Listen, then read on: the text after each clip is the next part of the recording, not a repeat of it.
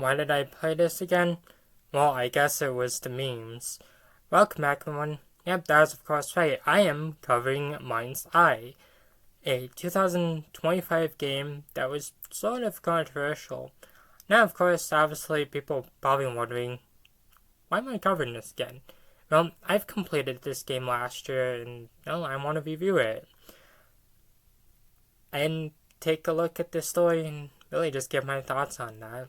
Well, the story focuses on a guy known as Jacob Diaz who's working for this company that seems a little shady.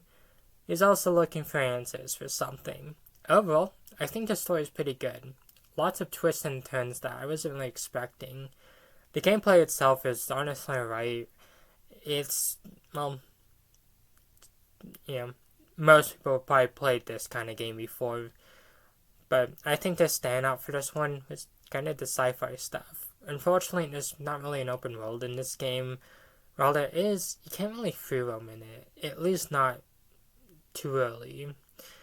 Making some comparisons with Grand Theft Auto a bit, noticeable. I think a lot of people were also disappointed in this game for that, and also for other reasons too. But of course, obviously, what else does this game have going for it? Well, aside from the story and the gameplay being interesting, I think the synopsis of it was also interesting too, and I also really didn't like how this game looked. While it's not the best game to ever come out, I do think it's a little underrated, and I do encourage folk to at least give this one a try. Obviously, set your expectations accordingly, because, you could be disappointed, or it could blow you away.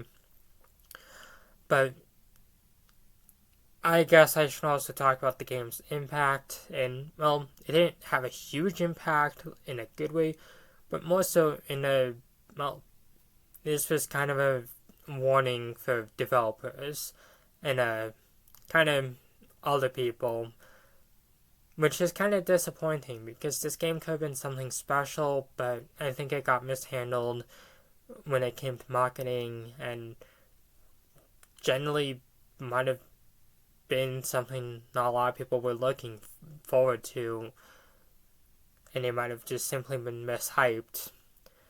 Not to mention, there's also some parts that aren't exactly the best. And while I do love this game, it's also important to acknowledge the game's shortcomings. Of course, should these guys ever make another game or a sequel to this one? I personally think so. I would honestly love to see a sequel for this one, or at least something else from this studio.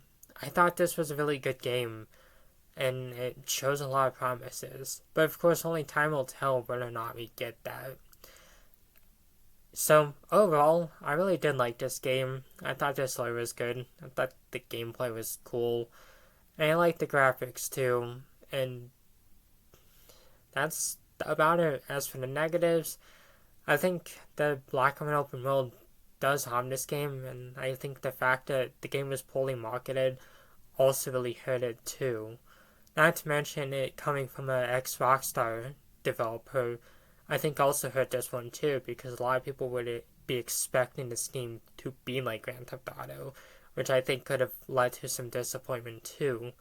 But for what it's worth, I still did enjoy this game, and I'm happy I got to review it.